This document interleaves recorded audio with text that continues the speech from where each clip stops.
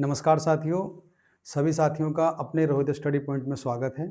तो सितंबर महीने की हमारी 5 क्लासें हो चुकी हैं और आज हमारी ये अंतिम क्लास है और इसकी सारी पीडीएफ आपको अपने रोहित स्टडी पॉइंट एप्लीकेशन पर सभी साथियों को मिल जाएंगी। तो वहाँ से आप डाउनलोड कर सकते हैं और पढ़ सकते हैं। दूसरी चीज़ देखिए, सभी साथी हमारी वीडियो देखते हैं, अगर उसमें कहीं आपको कमी लगती है तो कमेंट्स करके हमें बताएं और बाकी चैनल को हमारे सब्सक्राइब और वीडियो को लाइक जरूर कर दें।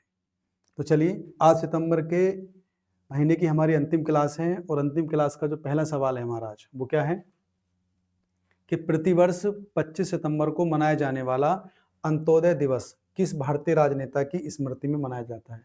तो साथियों, ये मनाया जाता है आपका, तो वो इसका आंसर हो जाएगा पंडित दीनदयाल उपाध्याय। तो इनकी स्मृति में ये मनाया जाता है, ध्यान रखिएगा। तो भारत में प्रत्येक वर्ष 25 सितंबर को पंडित दीनदयाल उपाध्याय की जयंती को अंत्योदय दिवस के रूप में हम मनाते हैं। और इस दिवस की शुरुआत कब हुई थी आपकी, तो याद रखना 2014 में। और आप जानते हो बीजेपी की सरकार भी कब बनी थी आपकी, 2014 में। तो तभी से आपका ये शुरू किया गया था। और अंत्योदय का शाब्दिक अर्थ क्या होता है, गरीब से गरीब व्यक्ति का उत्थान या अंतिम व्यक्ति का उत्थान करना। पंडित दीनदयाल उपाध्याय भारतीय जनसंघ के सह संस्थापक थे और उनकी पुण्यतिथि 11 फरवरी को समर्पण दिवस के रूप में मनाई जाती है। तो ये भी याद रखना आप लोग कि समर्पण दिवस कब मनाते हैं, तो 11 फरवरी को। चलिए अगले सवाल पे चलते हैं। देखिए, अगले सवाल पे जाने से पहले कुछ और इम्पोर्टेंट फैक्ट मैंने यहाँ पर लिख दिए हैं। जैसे कि 12 जनवरी को हम क्या मनाते हैं, राष्ट्रीय युवा दिवस। और क्यों मनाते हैं, स्वामी विवेकानंद जी की जयंती पर। 23 जनवरी को हम मनाते हैं पराक्रम दिवस, सुभाष चंद्र बोस जी की जयंती के सम्मान में। 30 जनवरी को मनाते हैं हम लोग शहीद दिवस, राष्ट्रपिता महात्मा गांधी की पुण्यतिथि का प्रतीक। 13 फरवरी को मनाते हैं राष्ट्रीय महिला दिवस। एक होता है अंतर्राष्ट्रीय महिला दिवस, वो हम मनाते हैं 8 मार्च को। कब मनाते हैं, 8 मार्च को। यह है 13 फरवरी को राष्ट्रीय महिला दिवस मनाते हैं सरोजिनी नायडू की जयंती पर।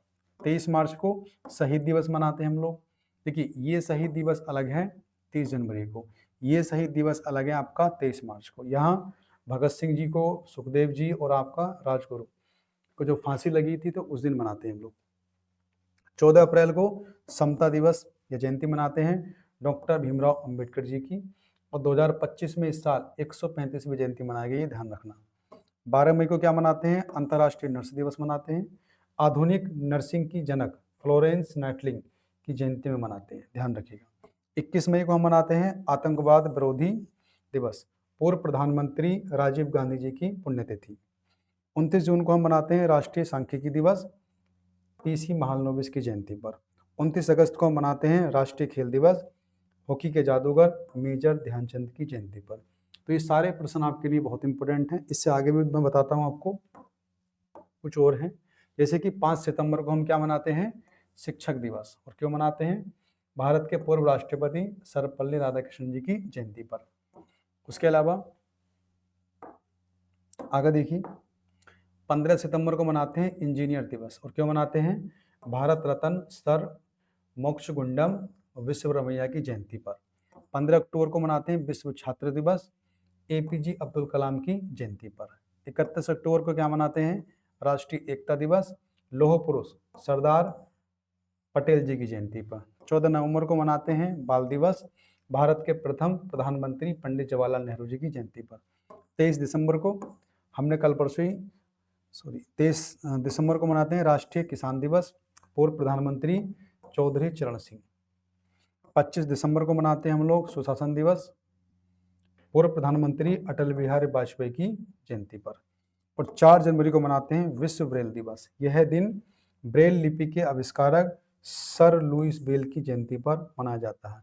तो ये सारे के सारे प्रश्न आपके लिए बहुत इंपॉर्टेंट हैं, तो सभी साथी एक बार ठीक से इनको पढ़ लेना। आगे चलते हैं, अगले सवाल पे आते हैं। देखिए, तो अगला सवाल है हमारा, सितंबर 2025 में 49वीं प्रगति बैठक की अध्यक्षता किसके द्वारा की गई। तो ये सीधी सीधा आंसर हो जाएगा आपका प्रधानमंत्री मोदी जी के द्वारा इसकी अध्यक्षता हुई है। और प्रधानमंत्री नरेंद्र मोदी ने 24 सितंबर 2025 को ध्यान रखना डेट भी आपका 24 सितंबर 2025 को 49वीं प्रगति बैठक की अध्यक्षता की है। प्रगति की फुल फॉर्म याद रखना आप लोग, proactive governance and timely implementation.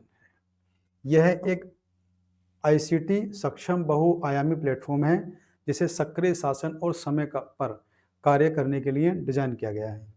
इस सत्र में प्रधानमंत्री ने 8 बड़ी बुनियादी ढांचा परियोजना की समीक्षा की, जिनमें कुल 65,000 करोड़ रुपए का निवेश शामिल है। और प्रगति को 25 मार्च 2015 को लॉन्च किया गया था। तो ध्यान रखना 25 मार्च 2015 को लॉन्च किया गया था। तो भैया 10 साल इसे बीत चुके हैं।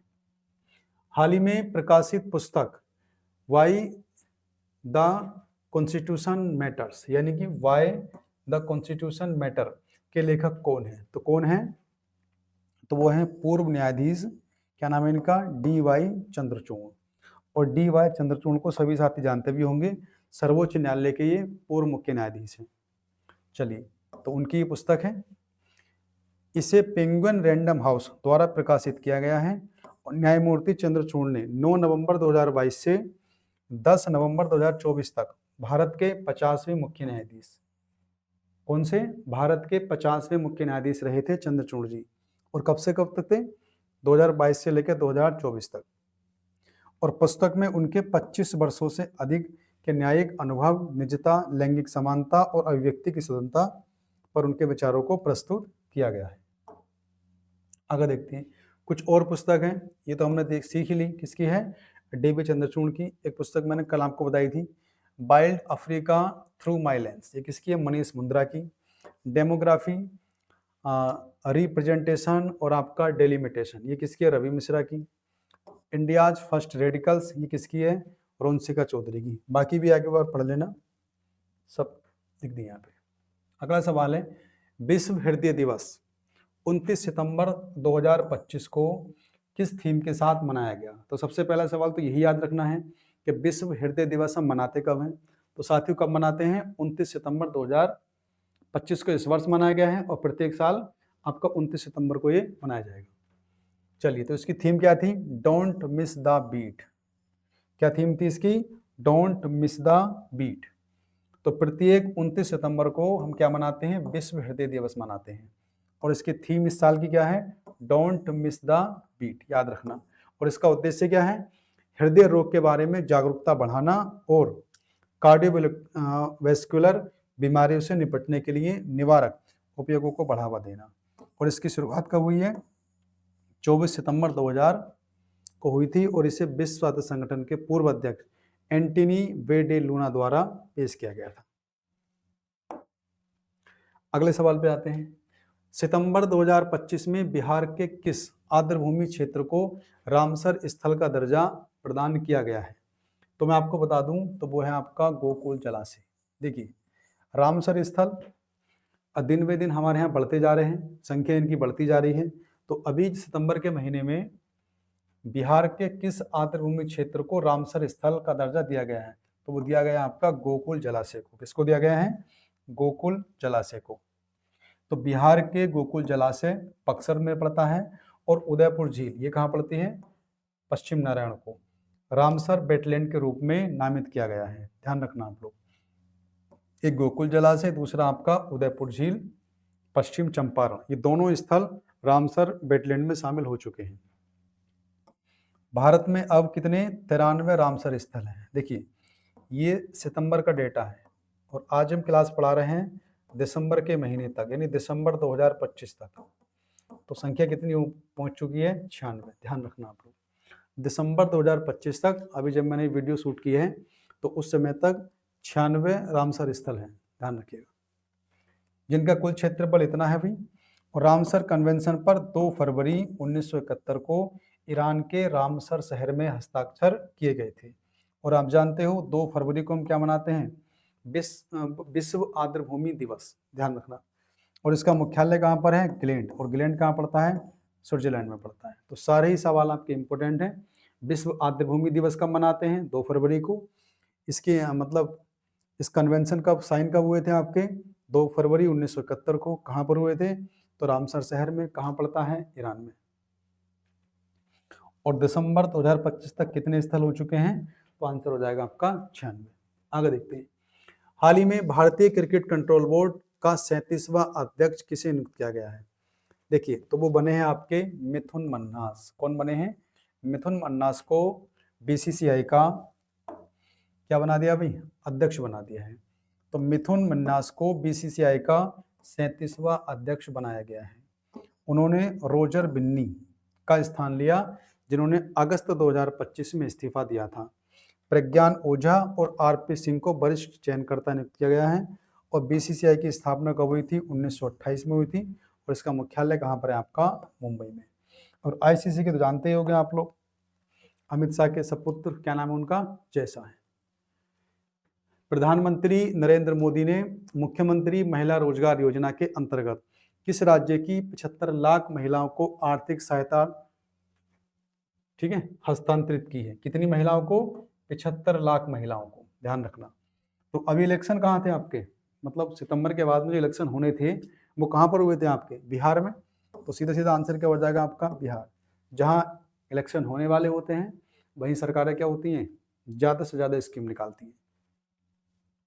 चलिए, तो प्रधानमंत्री मोदी ने बिहार की 75 लाख महिलाओं को कितना? 10,000 रुपए की राशि ट्रांसफर की है। ध्यान रखें, कितनी राशि? 10,000। पूछ लेगा आप लोगों से। और यह हस्तांतरण 26 सितंबर 2025 को किया गया। ये डेट भी याद रखना आप लोग, कब? 26 सितंबर 2025 को किया गया। और योजना का उद्देश्य क्या था?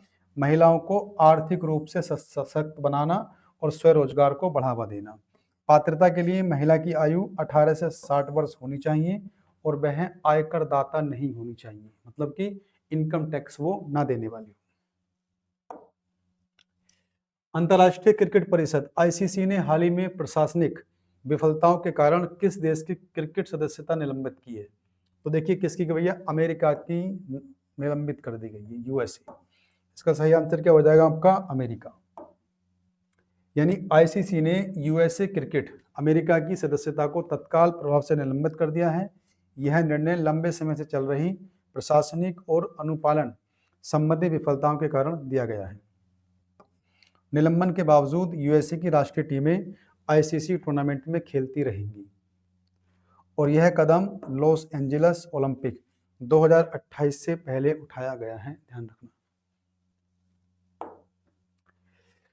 वर्ष 2021 से 23 के लिए किस अभिनेत्री को प्रतिष्ठित कलेमा मणि पुरस्कार से सम्मानित किया गया? तो कौन सा पुरस्कार अभी? तो यह है कलेमा मणि पुरस्कार। तो किसको दिया गया है? रश्मिका मंदाना, अनुष्का शेट्टी, साई पल्लवी। तो इसका आंसर क्या हो जाएगा? ये दिया गया है साई पल्लवी को। किसको दिया गया है? साई पल्लवी को ये पुरस्कार दिया गया है। तो तमिलनाडु सरकार ने क्या किया है? अभिनेत्री साई पल्लवी को कलेमा मणि पुरस्कार से सम्मानित किया गया है, ध्यान रखना। और यह पुरस्कार तमिलनाडु का क्या है? सर्वोच्च नागरिक सम्मान है। आगे आते हैं। किस राज्य सरकार ने रोजगार सृजन और नवाचार को बढ़ावा देने के लिए लीप कार्यक्रम शुरू किया है? तो लीप कार्यक्रम जो लॉन्च किया है वो किस सरकार ने किया है? तो वो किया है आपका कर्नाटक ने। किस राज्य ने किया है? तो ध्यान रखना साथियों, वो किया है आपका कर्नाटक ने। तो कर्नाटक सरकार ने ये शुरू किया है। तो कर्नाटक सरकार ने लीप का मतलब क्या होता है? लोकल इकोनॉमी एक्सीलरेटर प्रोग्राम की शुरुआत की है। इसकी लागत कितनी रहेगी? 1,000 करोड़ रुपए है और अवधि रहेगी आपकी 5 साल। इसका लक्ष्य क्या होगा? 5 लाख नौकरियां पैदा करना। और यह कार्यक्रम बेंगलुरु के बाहर के क्षेत्रों जैसे कि मैसूर, मंगलुरु और हुबली आदि में नवाचार को बढ़ावा देगा। चलिए आगे। डीआरडीओ द्वारा हाल ही में किस मिसाइल का सफल परीक्षण एक चलती ट्रेन से किया जाएगा? यानी कि एक चलती ट्रेन से होगा आपका किस मिसाइल का सफल परीक्षण? तो वो हो जाएगी आपकी अग्नि प्राइम। क्या हो जाएगी साथियों? अग्नि प्राइम। ध्यान रखना आप लोग। तो डीआरडीओ ने रेल आधारित लॉन्चर द्वारा चलती ट्रेन से अग्नि प्राइम मिसाइल का परीक्षण किया है। किसका? अग्नि प्राइम का। और भारत अब अमेरिका, चाइना और रूस के साथ उन चुनिंदा देशों में शामिल हो गया है जो रेल प्लेटफॉर्म से मिसाइल लॉन्च कर सकते हैं। यानी कि रेलवे प्लेटफॉर्म से कोई मिसाइल को लॉन्च करने वाला भारत चौथा 5वां देश बन जाएगा इसके बाद। और अग्नि प्राइम की रेंज 2000 किलोमीटर है और यह अग्नि 1 का उन्नत संस्करण है।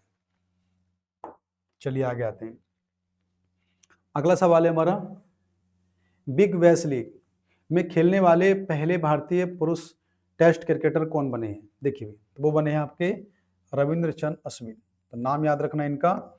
स्पिन बॉलिंग करते हैं और बैटिंग भी ठीक ठाक करते हैं, मतलब कि भारत के ऑलराउंडर हैं।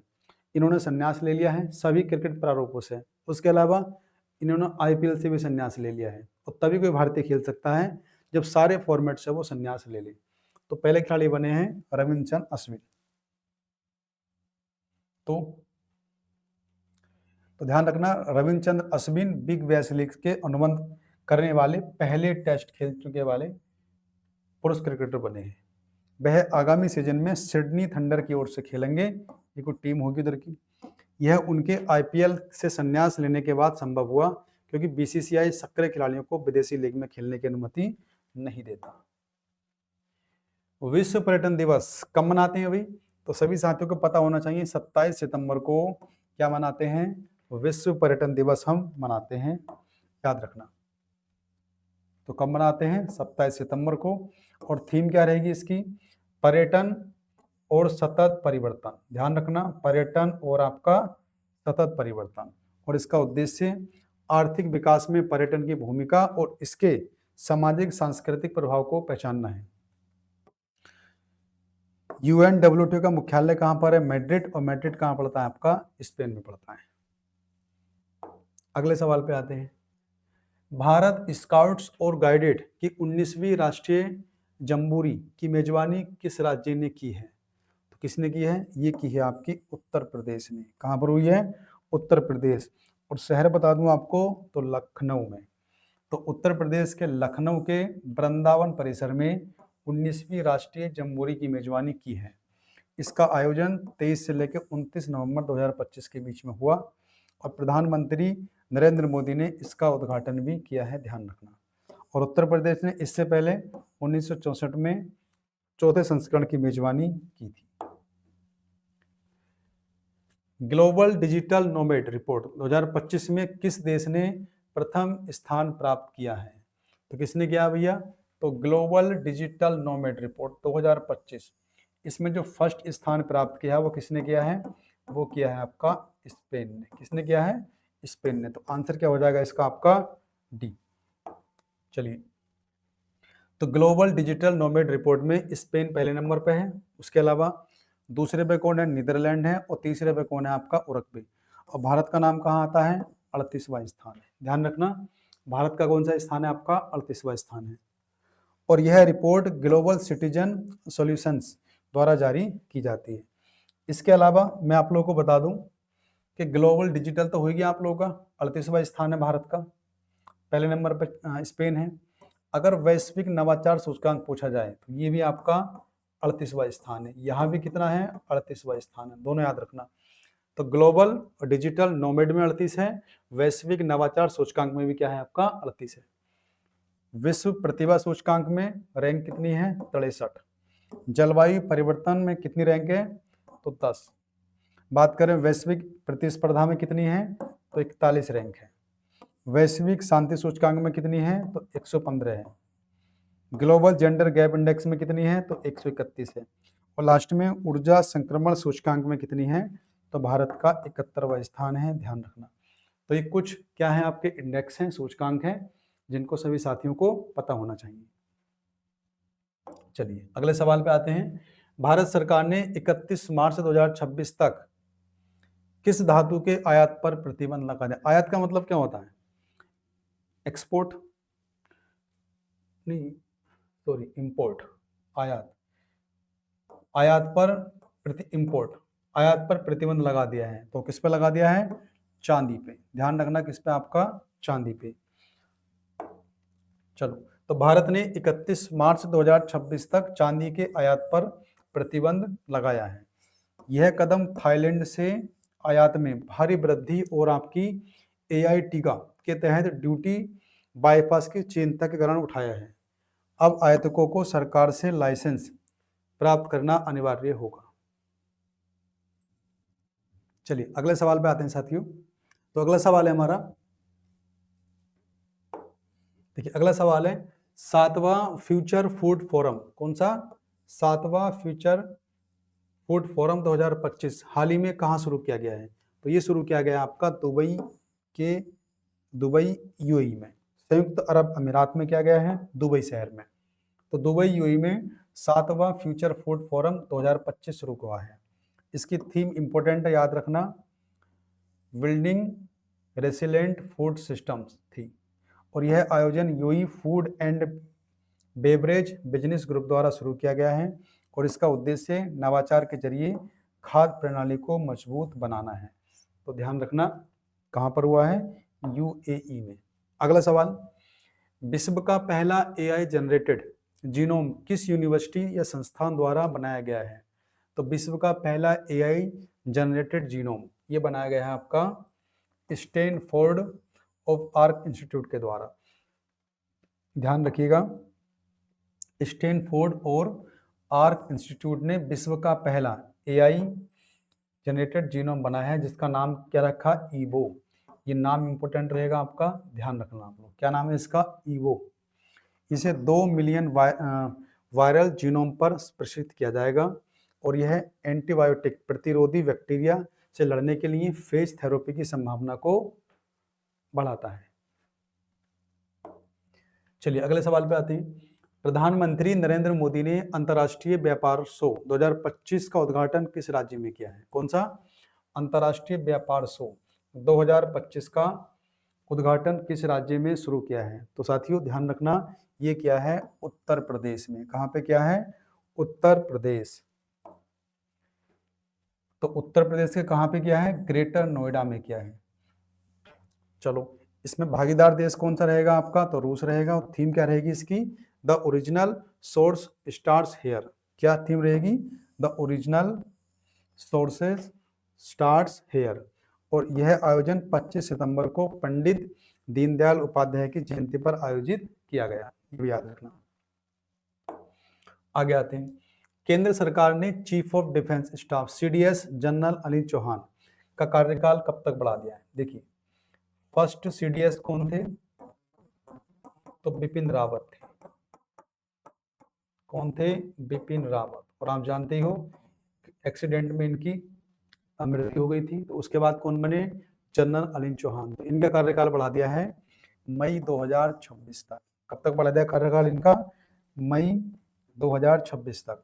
तो केंद्र सरकार ने सीडीएस जनरल अनिल चौहान का कार्यकाल 30 मई 2026 तक बढ़ा दिया है और वह सितंबर 2022 में नियुक्त हुए थे और भारत के क्या हैं? दूसरे सीडीएस हैं। जबकि मैंने बताया कि पहले कौन थे? बिपिन रावत। अगले सवाल पे आते हैं। हाल ही में दिवंगत डॉक्टर एस.एल. भैरप्पा किस भाषा के प्रसिद्ध उपन्यासकार थे? तो थे मतलब ये कन्नड़ के थे, इनका निधन हो चुका है। तो कन्नड़ भाषा के प्रसिद्ध क्या थे? उपन्यासकार थे और इनको पद्म विभूषण भी मिला था। 2023 में इन्हें पद्म विभूषण मिला था और उनकी प्रमुख कृतियां वंश वृक्ष, पर्व, धातु, ग्रहभंग और आपकी आवरण है। उन्हें सरस्वती सम्मान कब मिला? 2010 में। तो इम्पोर्टेंट है, कन्नड़ भाषा के उपन्यासकार थे, कई रचनाएं इन्होंने की हैं जो महत्वपूर्ण हैं। 10 वृक्ष, पर्व, धातु, है ना। और इनको पद्म विभूषण कब मिला है? सॉरी, पद्म भूषण कब मिला है? 2023 में। और सरस्वती सम्मान कब दिया गया इनको? 2010 में दिया गया है। आगे आते हैं। 26 सितंबर 2025 को निम्नलिखित में से कौन सा दिवस मनाया जाता है? 26 सितंबर को भी कौन कौन से दिवस मनाए जाते हैं? तो पहला विश्व पर्यावरणीय स्वास्थ्य दिवस बिल्कुल मनाया जाता है। दूसरा विश्व गर्भ निरोध दिवस आपका ये भी मनाया जाता है। तो उपरोक्त दोनों दिवस आपके इस दिन मनाए जाते हैं, ध्यान रखना। तो 26 सितंबर को विश्व पर्यावरण स्वास्थ्य दिवस हो गया आपका और जिसकी थीम क्या रहेगी आपकी? Clean air healthily people. क्या रहेगी? क्लीन एयर, भैया कि साफ हवा लो और हेल्थी रहो। और इसी दिन विश्व गर्भ निरोध दिवस भी मनाया गया जिसकी थीम क्या रहेगी? A choice for all agency intention access थी, ध्यान रखिएगा। और विश्व पर्यावरण स्वास्थ्य दिवस की शुरुआत कब से हुई है? 2011 से हुई है। आगे आते हैं, देखिए कुछ और दिए गए हैं आपके इंपॉर्टेंट, बता चुका हूं मैं आपको। ओजोन दिवस मनाते हैं और थीम क्या रहेगी इसकी, विज्ञान से वैश्विक कार्यवाही तक। 17 सितंबर को मनाते हैं विश्व रोगी सुरक्षा दिवस, हर नवजात और हर माँ के लिए सुरक्षित देखभाल, ये थीम रहेगी। 18 सितंबर को विश्व बांस दिवस है। 21 सितंबर को अंतर्राष्ट्रीय शांति दिवस, शांतिपूर्ण दुनिया के लिए अभी कार्य करें। 21 सितंबर को क्या मनाते हैं, विश्व अल्जाइमर दिवस। तो ये सब हम पहले ही पढ़ चुके हैं। 23 सितंबर को देख लेना, क्या मनाते हैं, अंतर्राष्ट्रीय सांकेतिक भाषा दिवस। थीम क्या रहेगी, सांकेतिक भाषा हमें एकजुट करती है। 25 सितंबर को अभी हमने पढ़ा है पीछे, अंत्योदय दिवस, पंडित दीनदयाल उपाध्याय की जयंती पर। 26 सितंबर को मनाते हैं विश्व पर्यावरण स्वास्थ्य दिवस, और थीम अभी पढ़े हम, स्वच्छ वायु स्वस्थ लोग। 26 सितंबर को ये हमने पढ़ लिया है। 27 सितंबर को विश्व पर्यटन दिवस, पर्यटन और सतत परिवर्तन, ये इसकी थीम है। अगले सवाल पे आते हैं, फीफा ने विश्व कप 2026 के लिए किस शुभंकर को लॉन्च किया है। तो फीफा विश्व कप होने वाला है 2026 में, और उसके शुभंकर देखिए एक नहीं तीन है। जहां जहां होने वाला है वहां वहां की थीम सबकी अलग अलग है अपनी अपनी। तो क्लच द बोल्ड ईगल है, मेपल द मूस है, और जायु द जगुआर है। ये सारे ही क्या है इसके, क्या भाई, शुभंकर है। अब कौन सा शुभंकर कहाँ का, ये तुम्हें ध्यान रखना है। तो फीफा ने विश्व कप 2026 के लिए 3 शुभंकर लॉन्च किए। एक क्लच द बाल्ड ईगल, ये कहाँ का है, अमेरिका का। मेपल द मूस, ये है कनाडा का। और जायु द जगुआर, ये है आपका मैक्सिको का। और इन 3 देशों के अंदर क्या होने वाला है, फीफा वर्ल्ड कप होने वाला है, तो इसीलिए ध्यान रखना। तो ये जो है शुभंकर हैं, Clutch the bald eagle America, Maple the moose आपका Canada, Zayu the jaguar Mexico का। यह पहला सीनियर पुरुष हॉकी विश्व कप है जिसमें कई शुभंकर हैं आप लोगों के। और आयोजन कब होगा इसका, 11 जून से लेकर 19 जुलाई 2026 को, ये भी इंपॉर्टेंट है, ध्यान रखिएगा आप लोग। वर्ष 2025 में कितने भूवैज्ञानिकों को राष्ट्रीय भूविज्ञान पुरस्कार 2024 से सम्मानित किया गया। देखिए 2024 में जिन वैज्ञानिकों ने अच्छा किया तो उनको पुरस्कार कब मिलेगा, 2025 में। और जो 25 में अच्छा करेंगे उन्हें पुरस्कार मिलेगा 26 में। तो वो कितनों को दिया गया है, तो जितने भूवैज्ञानिक है हमारे, वो कितने साथियों, 20 भूवैज्ञानिक हैं, कितने, 20, तो उनको दिया गया है। तो राष्ट्रपति द्रौपदी मुर्मू ने कुल 20 भूवैज्ञानिकों को राष्ट्रीय भूविज्ञान पुरस्कार 2024 से सम्मानित किया है। प्रोफेसर श्याम सुंदर राय को आजीवन उपलब्धि पुरस्कार मिला है, ध्यान रखना। इन पुरस्कारों की स्थापना 1966 में खनन मंत्रालय द्वारा शुरू की गई थी। चलिए आगे चलते हैं।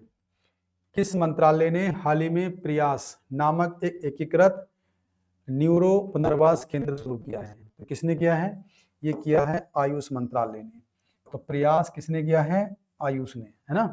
तो प्रयास शुरू किसने किया है, आयुष ने, ऐसे याद कर लो। तो आयुष मंत्रालय ने प्रयास नामक एकीकृत न्यूरो पुनर्वास केंद्र शुरू किया है, और यह है गोवा में all India institute of Ayurveda में स्थित है। इसका उद्घाटन 10वें आयुर्वेद दिवस पर आयुष मंत्री कौन है, प्रताप राव जाधव ने किया है। यह पारंपरिक और आधुनिक चिकित्सा पद्धतियों को जोड़ता है। अगले सवाल पे आते हैं, देखिए। तो सभी साथियों से निवेदन है, अगर वीडियो अच्छी लग रही हो तो लाइक जरूर कर दें, और वीडियो को शेयर, और हमारे चैनल को तो सब्सक्राइब आप कर ही लीजिए। तो भारत के पहले डुडोंग संरक्षण रिजर्व को हाल ही में वैश्विक मान्यता मिली है। ये किस खाड़ी में स्थित है, कौन सा भाई, डुडोंग संरक्षण रिजर्व। किस खाड़ी में है ये है पाक की खाड़ी में। कहाँ पर साथियों, पाक की खाड़ी में। और पाक की खाड़ी कहाँ पड़ती है भाई, तमिलनाडु और श्रीलंका के बीच में। तो तमिलनाडु की पाक की खाड़ी में स्थित भारत के पहले डुडोंग संरक्षण रिजर्व को वैश्विक मान्यता मिली है। और यह घोषणा आबू धाबी में विश्व संरक्षण कांग्रेस 2025 में की गई, और डुगोंग को IUCN की लाल सूची में संवेदनशील के रूप में सूचीबद्ध किया गया है, ध्यान रखना। तो ये सवाल इंपॉर्टेंट है, ध्यान रखना। आगे आते हैं। कृषि मीडिया पुरस्कार 2025 से किस पत्रकार को सम्मानित किया गया है। तो कृषि मीडिया पुरस्कार तो इसमें दिया गया है अमसी प्रसन्न कुमार को। किसको साथियों, क्या नाम है इनका? अमसी प्रसन्न कुमार को। तो मैसूर के वरिष्ठ पत्रकार हैं अमसी प्रसन्न कुमार ने कृषि मीडिया पुरस्कार 2025 जीत लिया है। और यह पुरस्कार कृषि पत्रकारिता में उनके योगदान और किसानों में जागरूकता बढ़ाने के लिए इनको ये पुरस्कार दिया गया है। चलिए आगे आते हैं। दुबई में आयोजित क्रिकेट एशिया कप 2025 का खिताब किसने जीता है? तो सभी साथी हमारे जानते होंगे, पाकिस्तान को हरा के हमने यह एशिया कप जीत लिया है 2025 का। तो भारत ने जीता है किसको हराकर? पाकिस्तान को हराकर। तो भारत ने पाकिस्तान को 5 विकेट से हराकर ये खिताब जीत लिया है। और आप जानते हैं यह भारत का नवा एशिया खिताब था। अभिषेक शर्मा भारत को प्लेयर ऑफ द टूर्नामेंट चुना गया। और आयोजन कहाँ पर हुआ इसका? यूएई में 9 से लेकर 28 सितंबर 2025 को। चलते हैं आगे। किस संगठन को business line change maker of the year पुरस्कार से सम्मानित किया गया है? तो किस संगठन को भैया business line change maker of the year चुना गया है? तो वो है आपका DRDO। किसको चुना गया है? DRDO को चुना गया है। तो DRDO ने business line change maker of the year का पुरस्कार जीता है। अजीम प्रेमजी फाउंडेशन को आइकॉनिक चेंज मेकर पुरस्कार मिला है। और यह पुरस्कार DRDO के महानिदेशक राजा बाबू उमलेनी को दिया गया है, ध्यान रखना। भारतीय वायुसेना ने सितंबर 2025 में किस प्रतिष्ठित लड़ाकू विमान को विदाई दी है? तो कौन सा लड़ाकू विमान है वो? तो वह है MiG-21। किसको दी है? MiG-21 को विदाई दे दी है कि भैया तुम अब जाओ। तो भारत ने MiG-21 को आधिकारिक रूप से विदाई कर दिया है। अंतिम परिचालन इकाई नवंबर 23 स्टार्डन पैंथर से सेवानिवृत्त हो गई है। इसे 1966 में शामिल किया गया था और यह भारत का पहला सुपरसोनिक लड़ाकू विमान था। आगे जाओ। 7वां सैफ अंडर 17 फुटबॉल खिताब भारत ने किस देश को हराकर जीता है? कौन सा भाई? 7वां सैफ अंडर 17 फुटबॉल। तो फुटबॉल का ये 70 साल से कम वाले खिलाड़ियों को जीत लिया है भारत ने। किसको हराकर? तो बांग्लादेश को हराकर। किसको हराकर? बांग्लादेश को हराकर हमने ये जीत लिया है। तो भारत ने बांग्लादेश को 4-1 से हराकर 7वां सैफ अंडर 17 फुटबॉल का खिताब जीता है। आयोजन कहाँ पर हुआ था? कोलंबो। और कोलंबो कहाँ पड़ता है साथियों? श्रीलंका में। 27 सितंबर 2025 को हुआ। और कोच कौन है? कोच का नाम याद रखना, विवियानो फर्नांडीज। कौन है? विवियानो फर्नांडीज। विश्व तीरंदाजी चैंपियनशिप पैरा में भारत ने कुल कितने पदक जीते हैं? देखिए भाई, पैरा मतलब जो पैरा ओलंपिक होते हैं, जो विकलांग होते हैं। तो विश्व तीरंदाजी चैंपियनशिप यानी कि पैरा में भारत ने जीते हैं 7 पदक। कितने? 7 पदक जीते हैं। और ध्यान रखना अच्छे से आप लोग। और उसमें भी तो भारत ने दक्षिण कोरिया में आयोजित पैरा विश्व तीरंदाजी चैंपियनशिप में 7 पदक जीते हैं। 3 स्वर्ण पदक हैं, 1 रजत है और 3 क्या है आपके? कांस्य। और जो ये 3 स्वर्ण पदक हैं, इनको अच्छे से इनके नाम भी याद कर लेना आप लोग। अधिकतर आपसे स्वर्ण पदक ही पूछे जाते हैं। तो शीतल देवी इंपॉर्टेंट है आप लोगों का। 18 विश्व चैंपियनशिप में स्वर्ण पदक जीतने वाली पहली महिला आर्मलेस तीरंदाज बनी है। क्या नाम है इनका? शीतल देवी। राकेश कुमार और शैलेश कुमार ने भी स्वर्ण पदक जीता है। तो जो हमारे 3 स्वर्ण पदक आए हैं उनमें 1 महिला है, 2 हमारे पुरुष हैं। शीतल देवी, राकेश कुमार और आपका शैलेश कुमार, इन तीनों ने भारत के लिए तीनों स्वर्ण पदक जीते हैं।